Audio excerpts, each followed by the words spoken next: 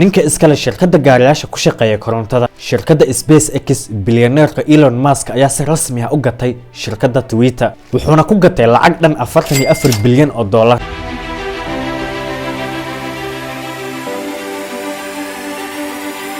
daba maxay ka dhigan tahay gadashadan Elon Musk oo gatay shirkadda Twitter kan oo u bedelay shirkad qof shakhsi ah oo leeyahay. Really important that people have both the reality and the perception that they are able to speak freely within the bounds of the law.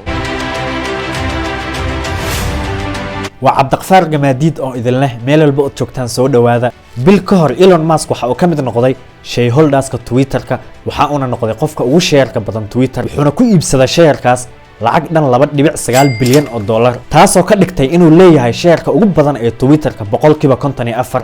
asbuuc kadibna wuxuu sheegay inuu wada gadanayo guud ahaan Twitter-ka laakiin waa laga diiday oo caqabad ay ku noqotay ilaa maxkamad la isla tagay. Elon Musk wuxuu ku hanjabay in sheerkiisa uu kala bixi doono Twitter-ka maadaama uu ahaa qofka ugu sheerka badan ee Twitter. haddii taas dhacdana in Twitter-ka khasaaro badan ay soo wajihi doonto. ugu dambeyntii maanta ayaa loo ogolaaday Elon Musk inuu gato Twitter wuxuuna ku iibsaday lacag dhan 44 bilyan oo dollar.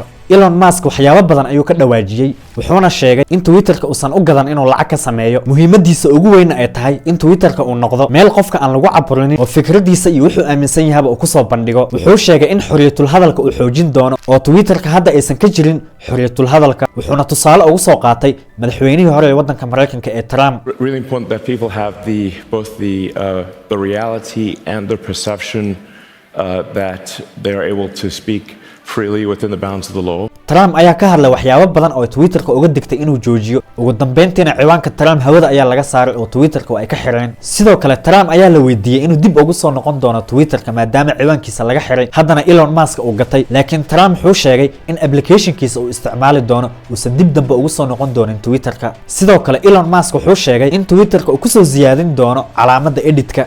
Twitter-ka ma lahan edit button oo haddii aad Twitter-ka wax ku soo qorayso ka hor inta aadan soo dhigin qoraalkaas waa inaad si fiican iskaga hubisaa. haddii aad qoraalka soo dhigto oo qoraalka uu ka khaldan yahay waxay danta kugu qasbaysaa inaad dileedo maadaama Twitter-ka uusan lahayn calaamadda edit-ka. laakiin Elon Musk wuxuu sheegay inuu calaamadan ku soo ziyaadin doono Twitter-ka. sidoo kale Elon Musk wuxuu ka dhawaajiyay inuu wax ka bedeli doono algorithm-ka Twitter-ka qaabka u shaqeeya Twitter-ka dadkana u isticmaalayaan.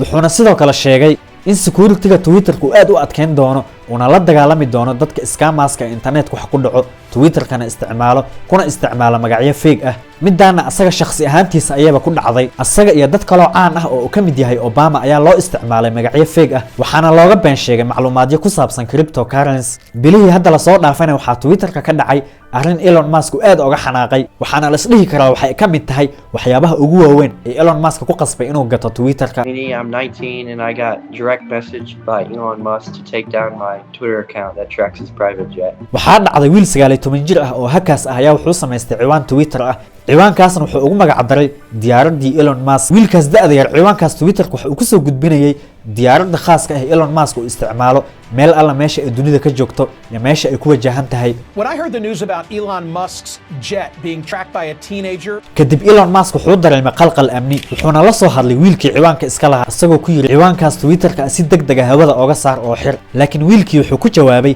inuu wato shuruudo haddii shuruudahaasna loo fuliyo uu ciwaanka xirayo. but Musk sent Sweeney a private Twitter message asking him to stop.